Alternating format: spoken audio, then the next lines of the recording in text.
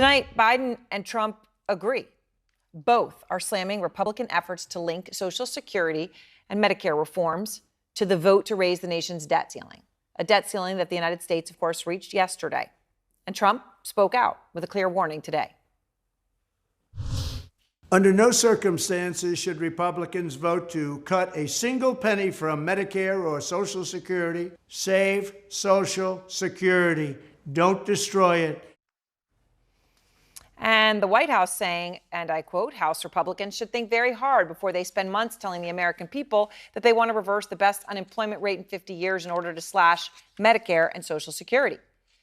Now, of course, all of this is referring to Republicans insisting on spending cuts and efforts to link Social Security and Medicare reforms to raising the debt ceiling.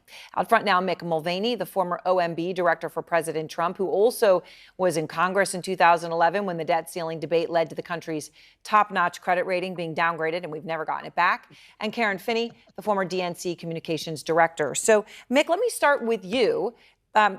Should Republicans, in this case, listen to Trump on this and stay away from Social Security and Medicare?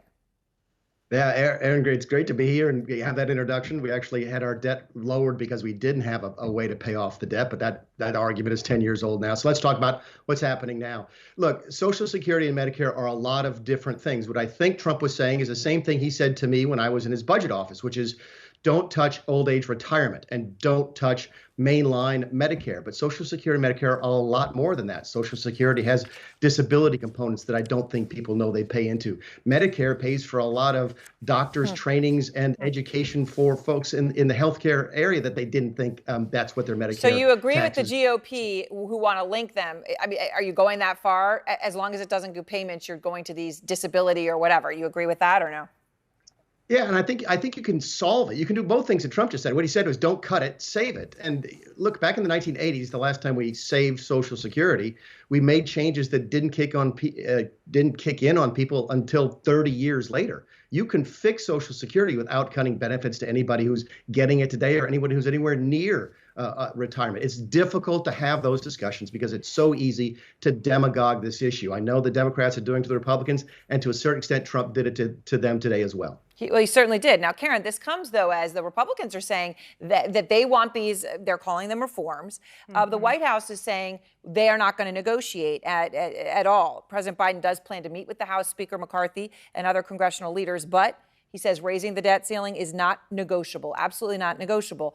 But it's interesting because that doesn't go always with the narrative he's given. Here he is, when he was a candidate. I did a 2019 town hall with him. Here's what he said. We got a lot done by pure compromise. Remember, every time we got in trouble and couldn't get something passed in the House or the Senate, who got sent up to the Hill? I even convinced the Republicans to increase taxes on the wealthy for the first time ever by $600 billion on New Year's Eve day when we're about to go under in terms of reneging on a national debt. This is something I've done. I can do it again. So his whole point was, I negotiate. And on this, absolutely non-negotiable. Is he wrong to rule out a negotiation now? No, he's 100% right. Two things. Number one, he was referring to the last time that Republicans put us on, played brinksmanship. And we know that there was a lot of fiscal pain, economic pain in the aftermath of 2011 and 2013. Number two, he learned the lesson that apparently McCarthy has not. If you give this MAGA extremist wing of the Republican Party an inch, they will take 15 rounds to make a decision. So I think, and actually I talked to a friend who's on some folks on Wall Street today. They actually prefer that the president is taking a strong stance, trying to head off sort of what we've seen in the past with this brinksmanship. And Mick, to this point, when you, of course, were in the White House, you were the OMB director for President Trump in 2019, debt ceiling comes around. You all wanted to raise it. Here's what he said then about the debt ceiling. I can't imagine anybody ever even thinking of using the debt ceiling as a negotiating wedge. That's a very, very sacred thing in our country, debt ceiling. We can never play with it.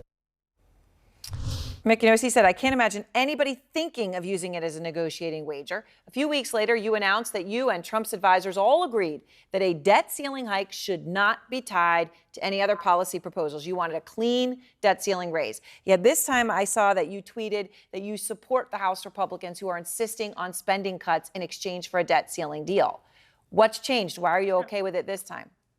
Well, I do. I think that if you got a situation like you have now, where the Republicans are in charge of the House and the Democrats are in charge of the Senate and the White House, doesn't it just make sense that there would be some sort of compromise? Yes, if all three, if one party's in charge of all branches of government, like the Democrats have been for the last couple of years, or were under Barack Obama, or we were during the early days of Trump, it's not surprising that they don't reach out to the other party.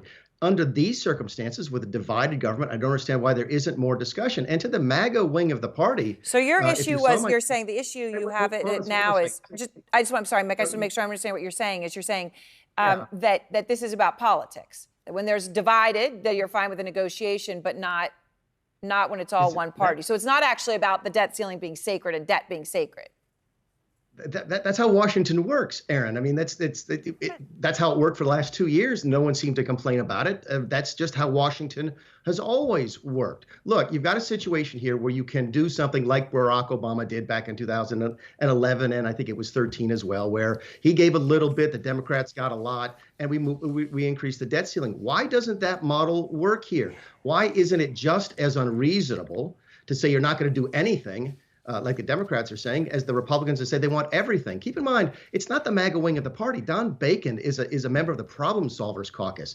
Brian Fitzpatrick is a centrist. They're the ones who are saying that the Democrats should get a little bit and Republicans should get a little bit. So this narrative to blame it on the extreme right, I think, is distracting from what's actually happening. Karen? Washington wants to get a compromise, and I think they will ultimately on this. Karen? Two things. Number one, that is not what the American people told us in the election. And I think we need to remember we are just coming out of a global pandemic that wrecked the global economy.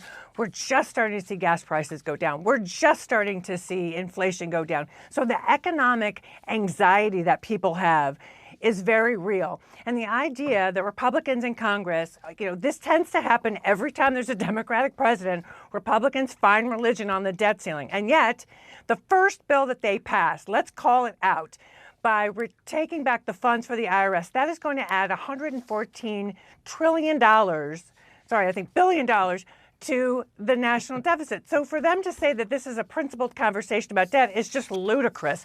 This is about politics and having a Democratic president. It is not about principle. Right, and we should note, of course, when it comes to piling debt on, talk about being bipartisan. There's nothing more bipartisan than borrowing money to spend it in Washington. Thank you both very much. I appreciate your time.